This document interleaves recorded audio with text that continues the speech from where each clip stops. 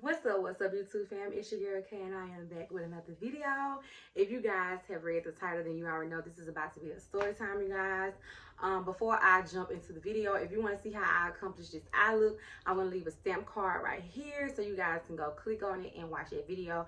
And also this is, what is this on my lips? This is cinnamon roll, NYX butter intense gloss, and a brown liner. If you want to see my video on all my NYX try on, you guys, make sure you hit the look. I think it's up here right here. I think it's really on this side, but I'm going to put the stamp card up here too, so you can go click on that video. But I want you guys to stay tuned for this story time.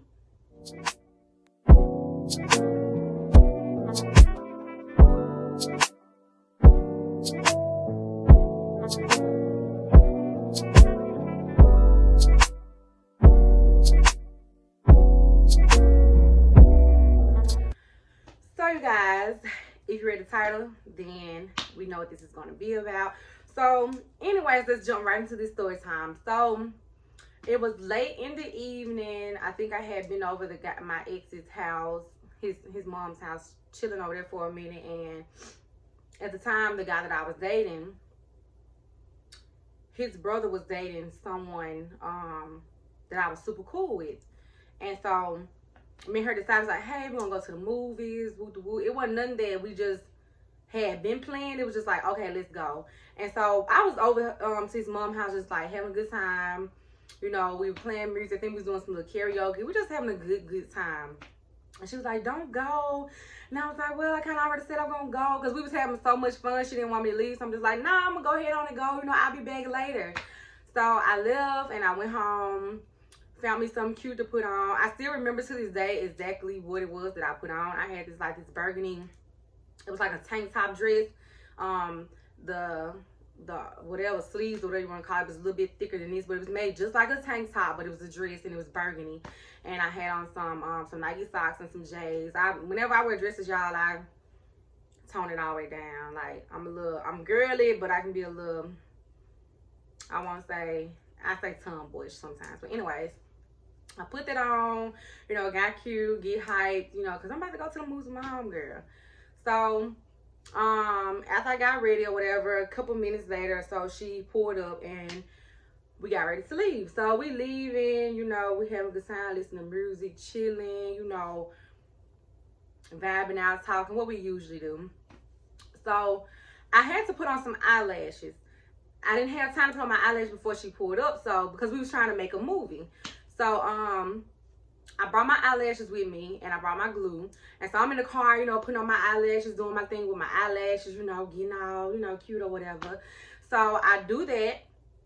And after I did that, I put on my seatbelt. I'm one of those type of people. I am going to always put on my seatbelt. That's just me. I don't care if I'm riding around town. I need to put on my seatbelt because you just never know what happens or whatever the case may be. Seatbelt can save your life. A lot of people say that they can't save your life. They'll kill you before anything. But in this instance, after I put on my eyelashes, I'm like, let me hurry up and put my seatbelt on. Just because we're on the highway and I need to have it on the highway.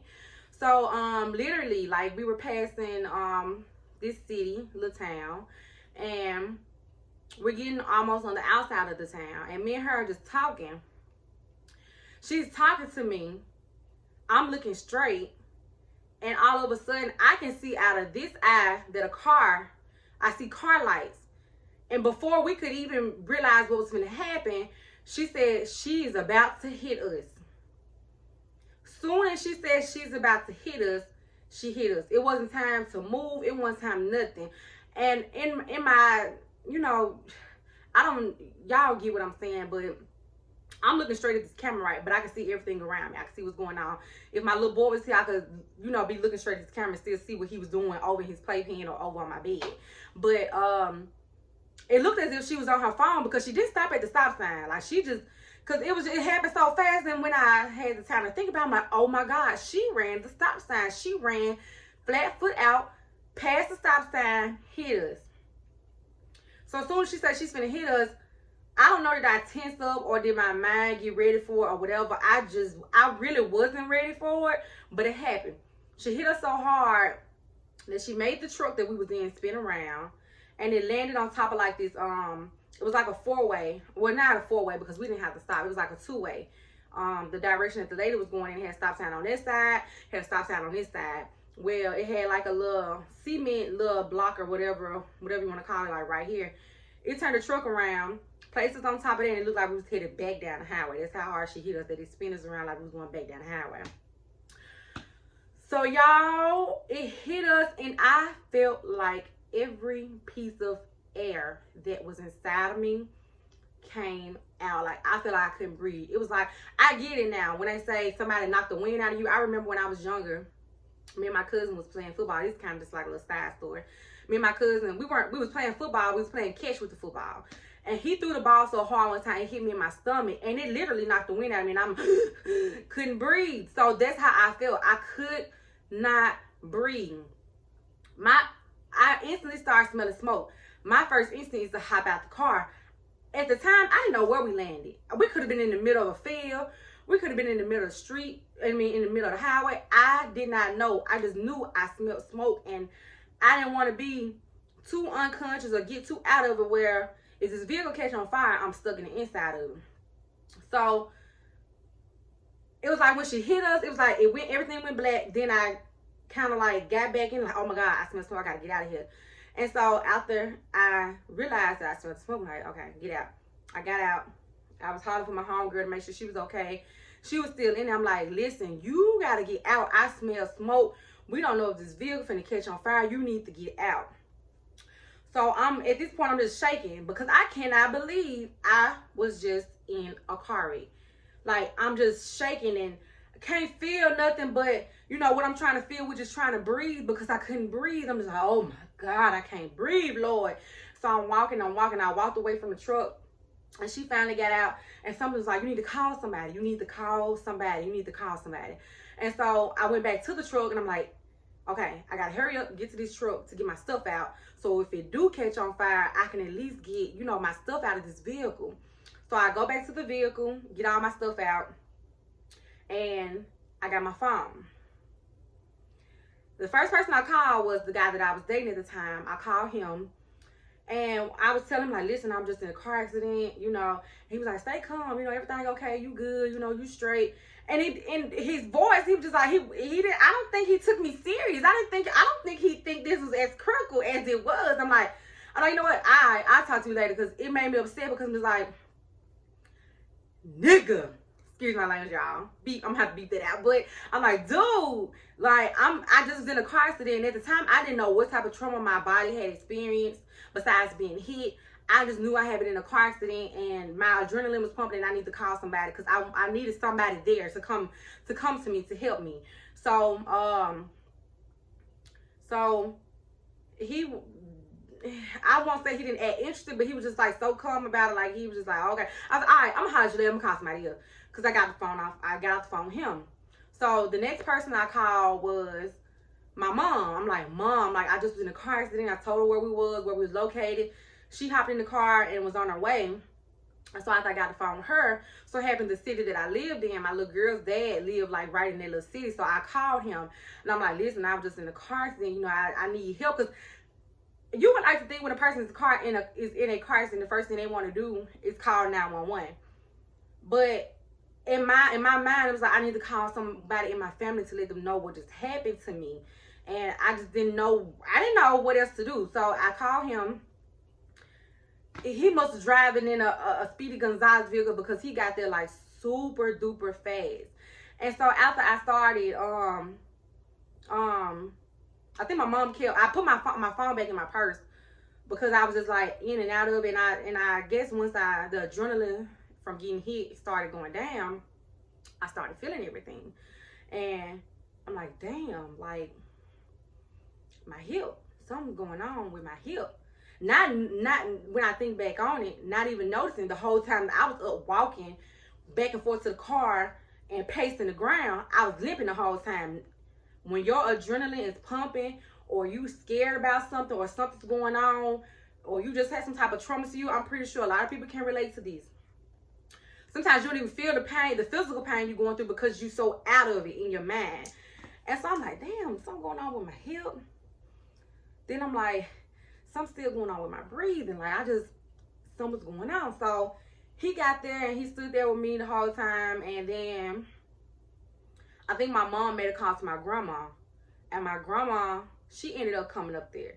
And I think my daughter's dad ended up telling his mom then when he was leaving that what had happened, and they ended up coming up there. So I'm just out there, and so all of a sudden I just started feeling this pain. I'm just like, I can't stand. So I ended up sitting on the ground, I think, and I tried to get off the ground, but I was hurting too bad, so they helped me get off the ground. Y'all, I kid you not, something was going on with my hip. In the meantime, my homegirl, she over there on the ground. She crying. She out of it. Her grandparents live like literally maybe 3 or 5 minutes down the road. So they got there super quick, super fast. And so a woman, I guess, that was coming down the highway stopped. She ended up being a nurse. And she called 911. And so she seen what was going on with me when she called 911. She was like, okay, listen. I think, you know, she either her hip is broke or she didn't puncture something. She's like, because the way she's screaming and hollering, she can't breathe, she can't move. Like, y'all need to hurry up, get here. Y'all, I kid you not, me and my homegirl, I know, was on the side of that highway a good hour and a half, maybe even more before the ambulance even showed up. Like, we just waiting. And so in the meantime, the guy that she was talking to at the time, he came and he was out there, you know, he was checking on her, making sure she was good. A couple minutes later, I think my mom ended up pulling up. One thing about my mama, she don't play about me. Like, my mama can't stand to see me in pain. She can't stand to see me crying, nothing. So she was out there losing it. She was like, where's the ambulance? Where's the ambulance? You know, just calling, like, listen, where y'all at? So one minute they was in one spot, next minute they was in another spot. It's like, listen, all this time y'all should have been here. So the ambulance finally got there, y'all.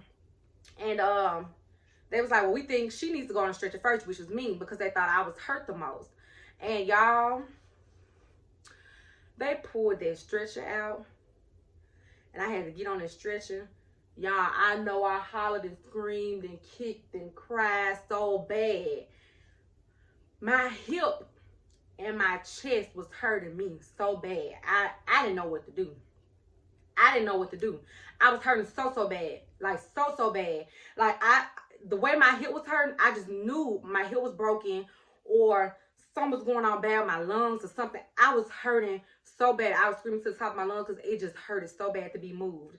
So they ended up getting me in the ambulance. They didn't have nothing but one ambulance, if I'm not mistaken. Yeah, they ended up having one ambulance, and I think they ended up putting my homegirl in the same ambulance as me. My mom was up front with the ambulance driver, and we took off. My daughter's dad, he hopped in his car, and he followed us all the way to the hospital. So, got to the hospital. They put her in one of the trauma rooms. They put me in another ER room. They got us both to do CT scans and X-ray scans. So I went to CT, did that.